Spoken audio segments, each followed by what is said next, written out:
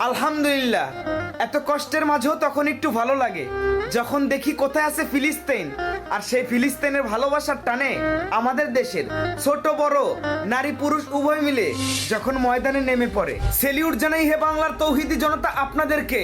আপনারা এটা প্রমাণ করে দিলেন যে এটা শাহজালাল, শাহপরান, শাহ সুলতানের দেশ।